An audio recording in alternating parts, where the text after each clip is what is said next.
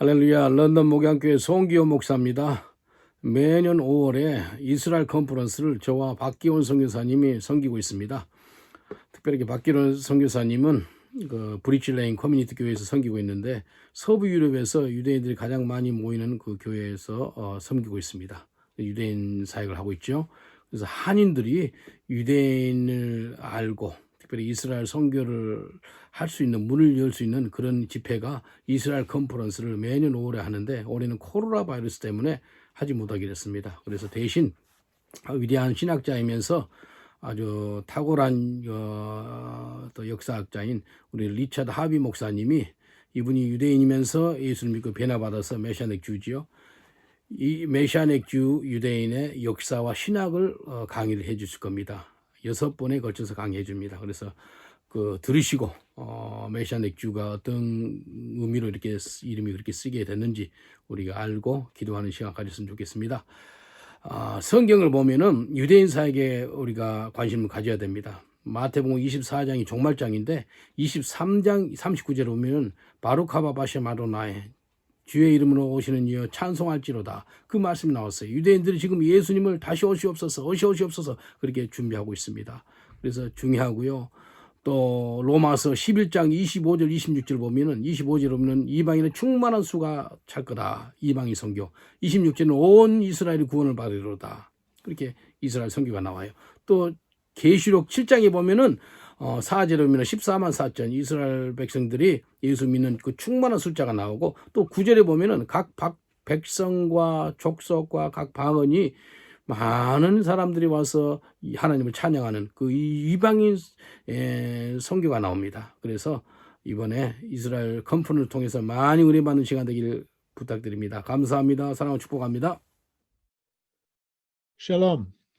My name is Richard Harvey, and I'm speaking to you from just outside London, England.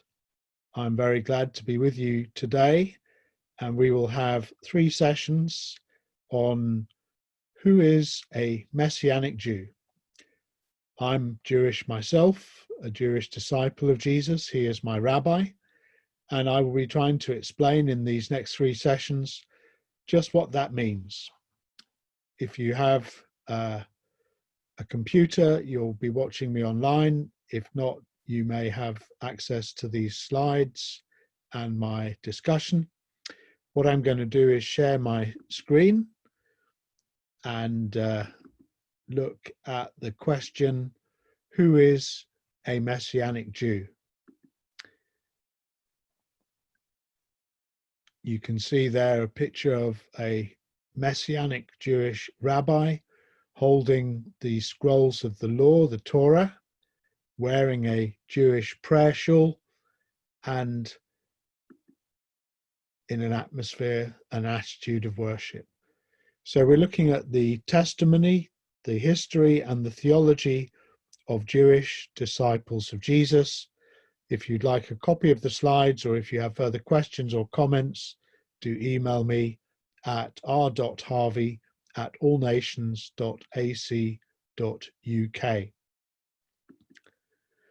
The sessions that we're going to have, the first one will be personal testimony.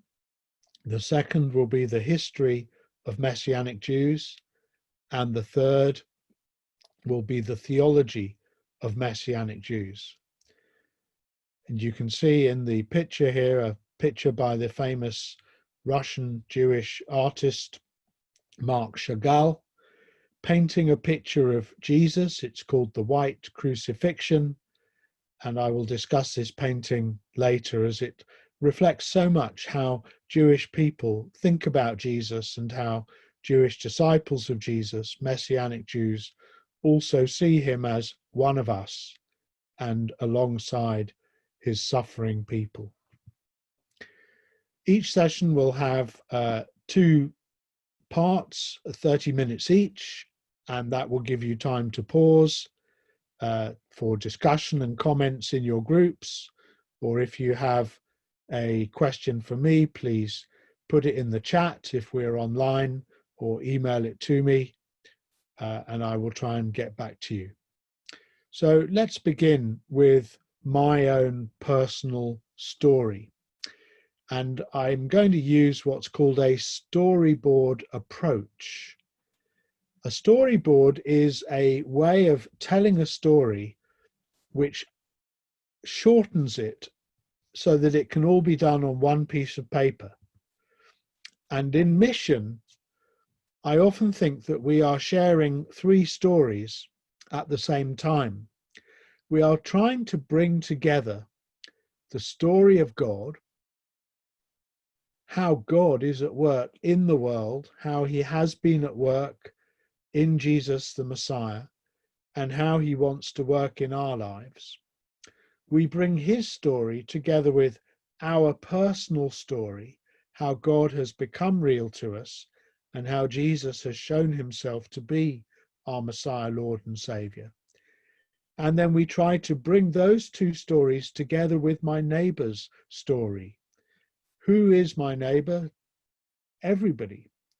But for effective mission, we want to bring together these three stories so that we meet people where they are and we overlap their story with my story within God's story, just as Jesus commanded his disciples in Matthew 28 to make disciples of all nations, teaching them to obey all the things that I have commanded you. There is I, that is Jesus.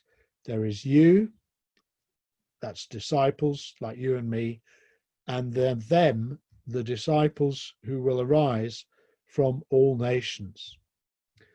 So when I begin my story, as a Jewish person, I actually need to begin with the Bible.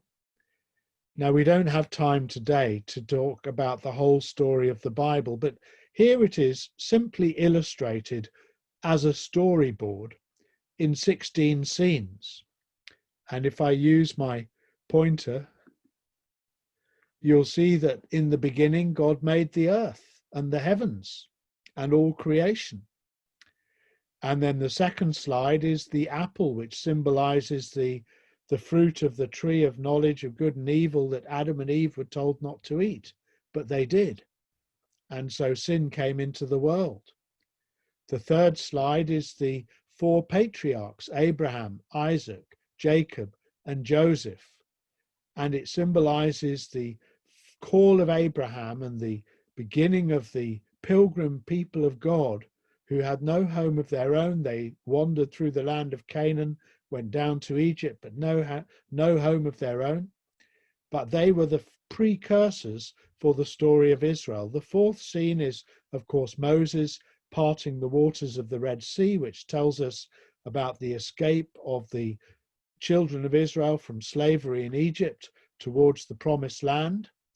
And the fifth scene on the top right there is the 40 years of wandering in the wilderness because of their lack of faith. And only Caleb and Joshua were to enter the land in faith. And then the second row, the walls of Jericho there. And Jericho was the place where Joshua managed to bring the 12 tribes into the promised land. And after the successful fall of the walls of Jericho, he was able to divide the land for the different tribes. And then the two arrows going round in circles talks about the period of the judges, where everyone did what was right in their own eyes, and there was no king in the land. And of course, Judges is a terrible example for us of sin and yet God's salvation and forgiveness. And then the crown in the middle there is the three kings of the united monarchy, Saul, David, and Solomon. The small megaphone that you can see underneath the crown are the prophets calling the kings back to righteousness and living under the covenant. Then the next slide, the man with tears, is the weeping prophet Jeremiah. And of course, this symbolizes the exile in Babylon that the Jewish people were sent into because they did not live according to God's covenant purposes. Again, the prophets are giving them a message of both judgment and consolation and hope. And then the bottom right slide, the middle slide with the arrow turning around, is both the return of the Jewish people from exile in Babylon back to the land and the return of God's face towards the Jewish people as they returned after 70 years in exile in Babylon from the years 586 to roughly 520. And then they were encouraged to rebuild the walls of Jerusalem, rebuild the temple, and wait for the coming of the Messiah. Then on the bottom left, you have what often is called 400 years of silence. Shh, they are waiting for the Messiah to come. But of course, if you know anything about Jewish people, you know that Jewish people don't just stand and wait. We sit and discuss all the time. So the building of the synagogue, the rebuilding of the temple, the codification of the law under Ezra the scribe, and all this was preparing for the birth of Jesus. And the 4 books with the cross symbolizes the 4 Gospels, Matthew, Mark, Luke, and John, the story of Jesus and his disciples, ending with his cross and his rising from the dead. And then the new heart, which you see in the bottom there in the middle row, the bottom row in the middle, is the coming of the Holy Spirit and the birth of the church and the beginnings of mission to all nations, not just to Israel. And then the man talking to his neighbor and the people in the bottom final slide, but one is going and making disciples of all nations. And that's where we are now. We are in the period between the coming of the Holy Spirit and the founding of the church, the making of disciples of all nations. And the final picture there, the wonderful new heavens and new earth, the number 2 there symbolizes a new creation. All things will be made new, and the return of Jesus. Now, for me as a Jewish person, the story of the Bible is my story and my family history. And when I brought up my children, we celebrate every year the Passover, and we talk about our great grandparents who celebrated Passover.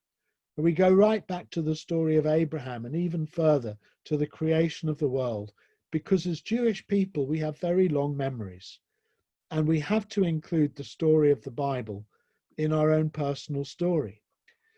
And then for me to bring you up to date with my own personal story, you can see that I've tried to express this. I'm not a great artist, but if I was a Hollywood director making a film, I'd want this in the storyboard as the prologue. Before I was born, there was the Big Bang, the creation, whether you think of it as millions of years ago or thousands of years ago, we were created. And then you have a short picture of the Garden of Eden with an apple on the right-hand side, and then Abraham, and then a map of Israel with the Sea of Galilee, the Dead Sea, and the River Jordan, and then generations and generations. And then you have a Nazi swastika, the symbol of persecution of my people by the Germans in the Second World War under Adolf Hitler, who tried to destroy my people and was unsuccessful in his genocide, but managed to destroy a third of the Jewish people, including many of my relatives who come from Europe, from Germany, and from Poland. And then we get to my story. And again, I've done a storyboard approach. I've put my story in 12 scenes there. And if I go through them briefly, I will say that my family began in Germany. My great-great-great-great-grandfather was a peddler who had a horse and cart and went to Essen.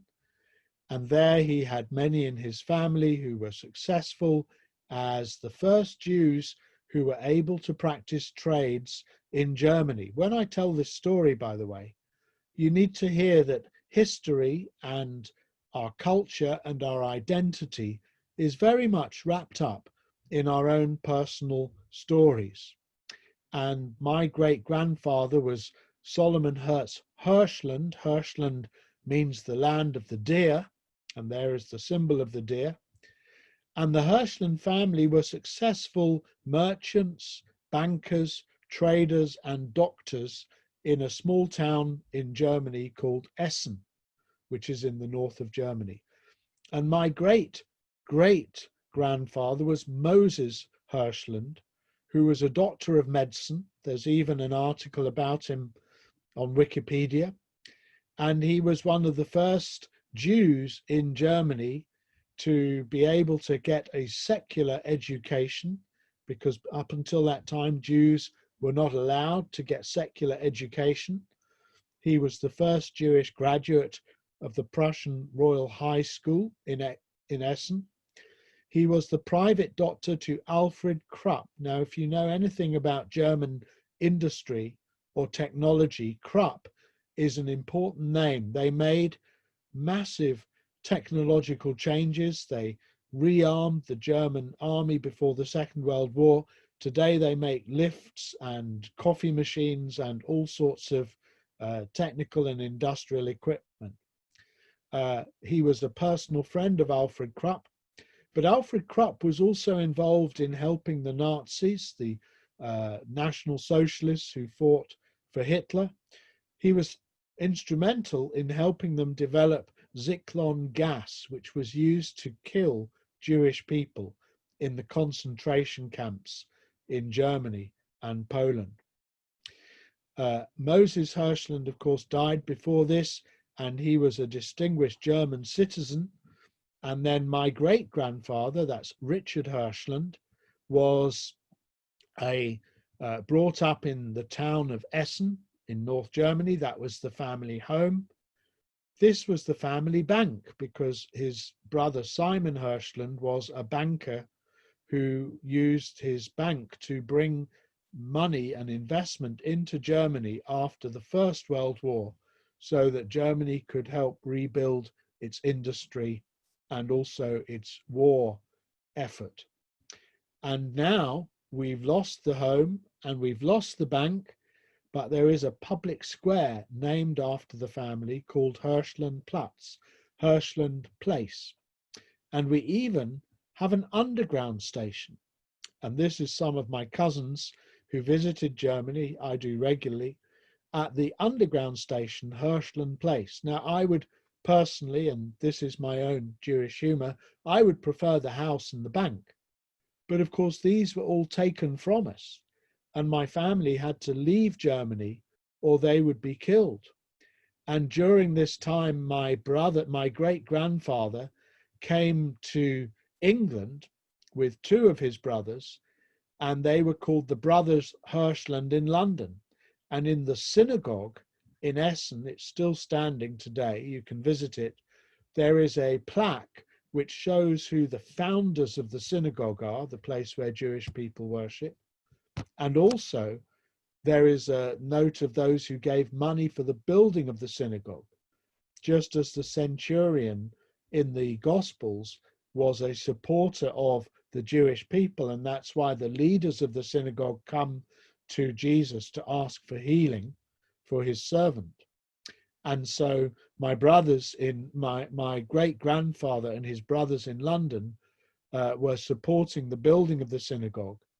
But I don't know if you're aware that in 1938, all the synagogues in Germany and the homes, the offices and the shops owned by Jewish people were burned. And this was called Kristallnacht, the night of broken glass. And everybody had to leave or they would be sent, deported on trains to the concentration camps, places of forced labor, where many Jewish people were put to death. And in fact, one of my relatives, another Hirschland, Albert Hirschland, who even became a Lutheran, a Christian, and the pastor who baptized him was put in prison during the war for having contact with this Jew. He was a cousin of my great-great-grandfather, but he was put on trial, and this is a picture of the Nazi propaganda magazine, Die Stürmer, the Stormer, which showed that he accused him in a 16-page special issue, accused him of being a Rassenschande, a race defiler. They made up a completely false charge that he was having sexual relations with his students. He taught in a secretarial college for training secretaries. and they said that he was having sexual relations, a typical Nazi accusation against Jews. He was put on trial and found guilty, and he was sent to Auschwitz, the concentration camp, and he was murdered. So you can hear in my family history a mixture of survival and of suffering. And in Jewish life, we often have joy with an oi. In other words, we have great things to celebrate. We've survived for more than 4,000, 5,000 years. And yet we've often been persecuted for just being Jewish. And so I come now to my own background. My great-grandfather, Richard Hirschland, I'm named after him. His son was Sidney Moses Hirschland, my grandfather, named after Moses Hirschland, the doctor. And my father was born Anthony Adolf Hirschland. And he died a few years ago. By the way, my grandfather is the tall young man standing on the left-hand side behind his grandfather, Richard Hirschland there. And so my father was born Anthony Adolf Hirschland, but of course Adolf was the name of Adolf Hitler, the one who tried to kill all the Jewish people. So my grandfather changed our family name from Hirschland to Harvey. And he also got rid of the name Adolf, and my father never used the name Adolf, but only the name Tony. And that was in 1938, just before the Second World War, when it was a dangerous time to have a Jewish name or a German name, especially if you lived in England. So instead of the German name Hirschland, my father became Harvey, and I too. And then my mother's side of the family, again, you learn so much from family history. And while I'm sharing my personal testimony, I cannot leave out my own family background. That's my mother there with her grandfather, Edward Weiss. Now, Edward was actually born Elias or Elijah. The Hebrew name Elijah in Yiddish is Elias. He was born in Poland in 1874. And the house he's born is still standing, and it's now an ice cream parlor. I went there and said, my great-grandfather was born here. Please, can I have the house back? And they said, no, but here's a free ice cream. Very nice ice cream. And he came to England from Poland, but of course the Jewish people in Poland had been there for hundreds, almost thousands of years. They settled in Poland in 1330 in the small town of Tarnow, which is near Krakow. But they were rounded up and murdered in the 1930s, in 1939. Half of the population of that small town were Jewish. They were all murdered or deported to concentration camps. And the bottom picture is of the synagogue cemetery, where thousands of Jewish people are buried, many of them without gravestones because they were just killed en masse. And the synagogue, the building where they worshipped, was destroyed. And all that is left now, you can see in the picture there, is the structure where the Torah scroll, the book of the 5 books of Moses, would be stored and read. And the rest of the synagogue was destroyed. So he came from Poland. He escaped before the Second World War. He came to England, and there he took on the name Edward, because Edward was the name of the king at the time. And he reinvented himself as an English gentleman.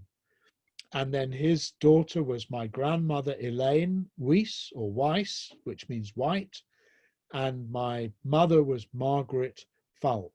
That is his passport and his certificate of becoming a British citizen. So I went from my family tree of the Hirschlands and the thousands of years of history in Germany and Poland to now being a 3rd generation British Jewish disciple of Jesus. And my story is told in this book, But I'm Jewish. A Jew for Jesus tells his story, and that's available to purchase or for download. I will give you the link later on. So I'm going to move on in a few moments, but I will also give you a break to my own personal story. But before I do that, let me just summarize what I've told you about my family. My family are a very ancient family. We stretch back thousands of years to Abraham. And many of us can trace our ancestry right back through the centuries. So I could show you more family trees that go back hundreds of years to the Middle Ages. And then by Jewish tradition, we trace our families back. I meet many people who say, perhaps I'm Jewish. And I would always say, do you have a family tree? If you have a family tree, that is a very good place to start discovering if you are Jewish.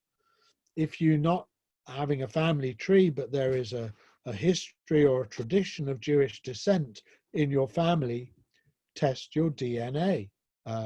Many Jewish people look at the DNA findings today as well.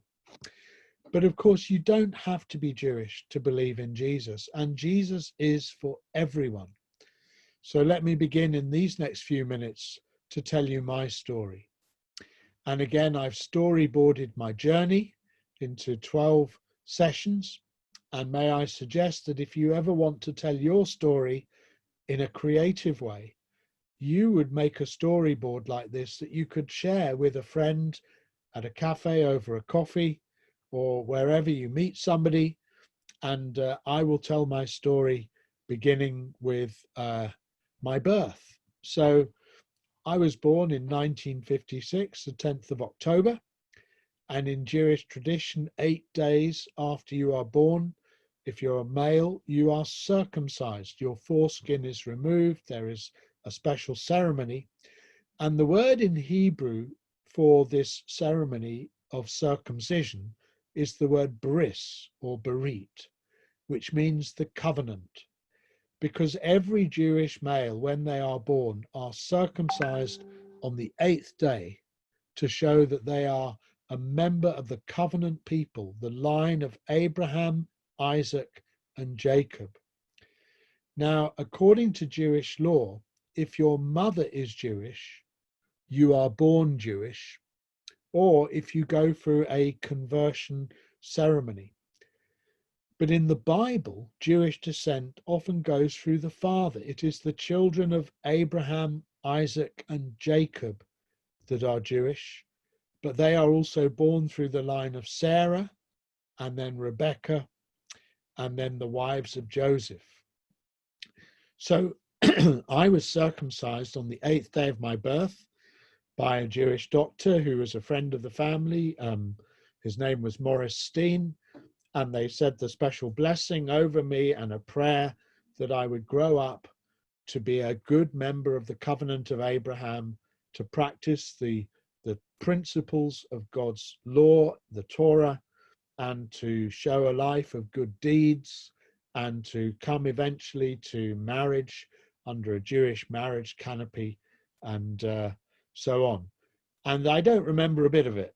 But my mother, like every Jewish mother, it always affects the mother more because they don't want to see their sons suffer. And you can see there on my picture, I have 3 brothers, all younger than me, and we all went through the same ceremony of circumcision, and then we were brought up to go to synagogue. Now, I was brought up to go to a synagogue near me, just south of London, near Rains Park.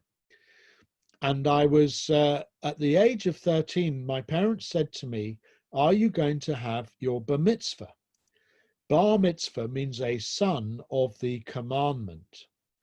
And it's a phrase which symbolizes the ceremony where at the age of 13, if you're a boy, and at the age of 12, if you're a girl, you take on yourself the responsibilities of being a good Jew, of keeping the Torah.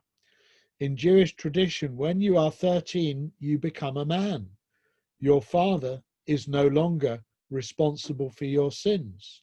You are responsible, and you can even buy a house or start a business, or even if you want, get married. Of course, most Jewish people don't do that today, but that is the Jewish tradition. But I didn't believe in God. And I didn't want to go through the ceremony where I say, Baruch atah Adonai noten haTorah, blessed are you, O Lord our God, who gives us the Torah, and read from the scroll of the law. That's a picture of me with the pointer reading the scrolls of the law.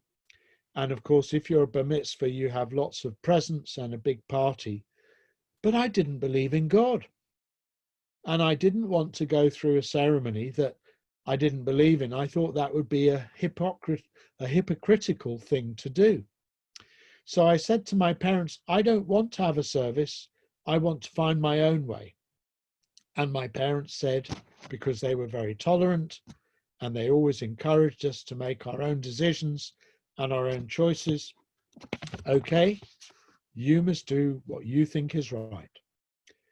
Now we've come to the end of 30 minutes of my presentation, so I'm going to pause here and I'm going to give you time for a break or discussion, and we will resume shortly. Thank you for your attention.